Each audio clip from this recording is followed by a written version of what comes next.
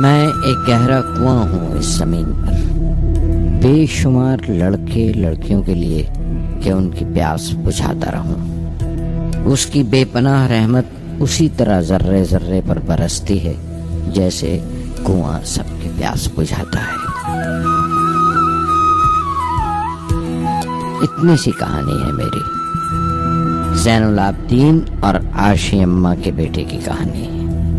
اس لڑکے کی کہانی جو اخباریں بیچ کر اپنے بھائی کی مدد کرتا تھا، اس شاگرد کی کہانی جس کی پرورش شیو سبرمنی آئیر اور ایادورائی سولومن نے کی، اس ودیارتھی کی کہانی جسے پنڈلے ماسٹر نے تعلیم دی، ایم جی کے مینن اور پروفیسر سارا بھائی نے انجینئر کی پہچان دی، جو ناکامیوں اور مشکلوں میں پل کر سائنسدان بنا، اور اس رہنما کی کہانی جس کے ساتھ چلنے والے بے شمار قابل اور ہنرمند لوگوں کی ٹیم تھی۔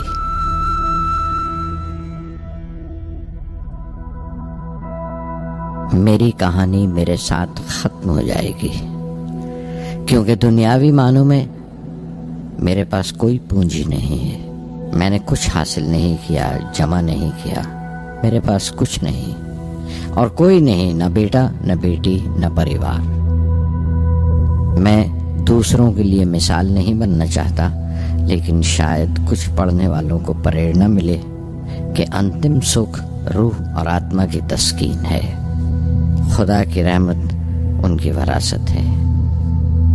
میرے پردادا اول، میرے دادا فقیر اور میرے والد زین العابدین کا خاندانی سلسلہ عبدالکلام پر ختم ہو جائے گا، لیکن خدا کی رحمت کبھی ختم نہیں ہوگی، کیونکہ وہ امر ہے، لافانی ہے۔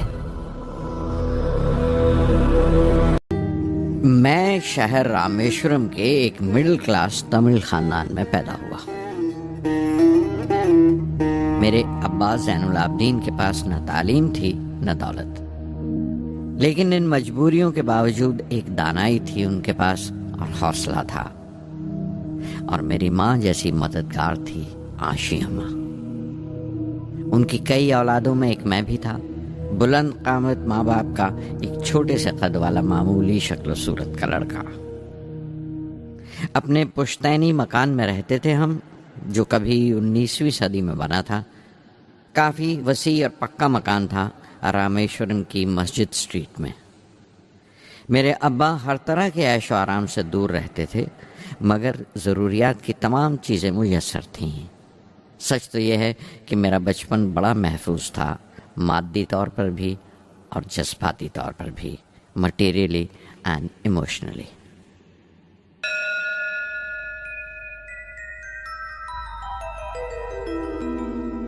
رامیشورم کا مشہور شیو مندر ہمارے گھر سے صرف 10 منٹ کی دوری پر تھا۔ ہمارے علاقے میں زیادہ آبادی مسلمانوں کی تھی، پھر بھی کافی ہندو گھرانے تھے جو بڑے اتفاق سے پڑوس میں رہتے تھے۔ ہمارے علاقے میں ایک بڑی پرانی مسجد تھی جہاں میرے ابا مجھے ہر شام نماز پڑھنے کے لیے لے جایا کرتے تھے۔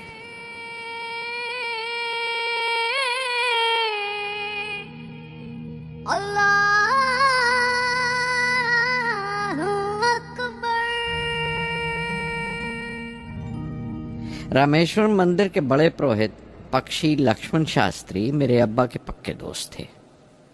میری بچپن کی یادوں میں آنکی ہوئی ایک یاد یہ بھی تھی کہ اپنے اپنے روایتی لباس میں بیٹھے ہوئے وہ دونوں کیسے روحانی مسئلوں پر دیر دیر تک باتیں کرتے رہتے تھے۔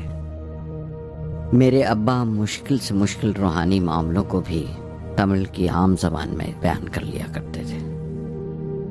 ایک بار مجھ سے کہا تھا، جب آفت آئے تو آفت کی وجہ سمجھنے کی کوشش کرو، مشکلیں ہمیشہ خود کو پرکھنے کا موقع دیتی ہیں۔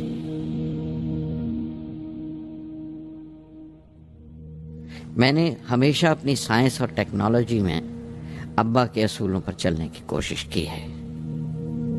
میں اس بات پر یقین رکھتا ہوں کہ ہم سے اوپر بھی ایک اعلیٰ طاقت ہے، ایک مہان شکتی ہے جو ہمیں مصیبت، مایوسی اور ناکامیوں سے نکال کر سچائی کے مقام تک پہنچاتی ہے۔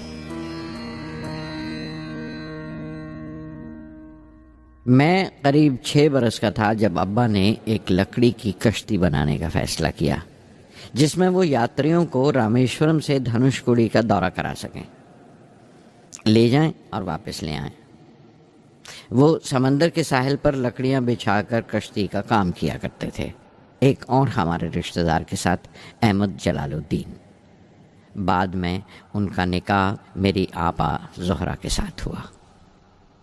احمد جلال الدین حالانکہ مجھ سے 15 سال بڑے تھے، پھر بھی ہماری دوستی آپس میں جم گئی تھی۔ ہم دونوں ہر شام لمبی سیر کو نکل جایا کرتے تھے۔ مسجد گلی سے نکل کر ہمارا پہلا پڑاؤ شیو مندر ہوا کرتا تھا، جس کے گرد ہم اتنی ہی شردھا سے پریکرما کرتے تھے جس شردھا سے باہر سے آئے ہوئے یاتری۔ جلال الدین زیادہ پڑھ لکھ نہیں سکے ان کے گھر کے حالات کی وجہ سے، لیکن میں جس زمانے کی بات کر رہا ہوں ان دنوں ہمارے علاقے میں صرف وہی ایک شخص تھا جو انگریزی لکھنا جانتا تھا۔ جلال الدین ہمیشہ تعلیم یافتہ پڑھے لکھے لوگوں کے بارے میں باتیں کرتے تھے، سائنس کی ایجاد، میڈیسن اور اس وقت کے لٹریچر کا ذکر کیا کرتے تھے۔ ایک اور شخص جس نے بچپن میں مجھے بہت متاثر کیا وہ میرا کزن تھا، میرا چچیرا بھائی شمس الدین۔ اس کے پاس رامیشورم میں اخباروں کا ٹھیکہ تھا اور سب کام اکیلے ہی کیا کرتا تھا۔ ہر صبح اخبار رامیشورم ریلوے اسٹیشن پر ٹرین سے پہنچتا تھا۔ سن 1939 میں دوسری عالمگیر جنگ شروع ہوئی، دی سیکنڈ ورلڈ وار۔ اس وقت میں 8 سال کا تھا۔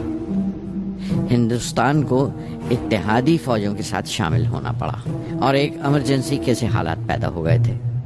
سب سے پہلی درگھٹنا یہ ہوئی کہ رامیشورم اسٹیشن پر آنے والی ٹرین کا رکنا کینسل کر دیا گیا اور اخباروں کا گٹھا اب رامیشورم اور دھنوش کوڑی کے بیچ سے گزرنے والی سڑک پر چلتی ٹرین سے پھینک دیا جاتا۔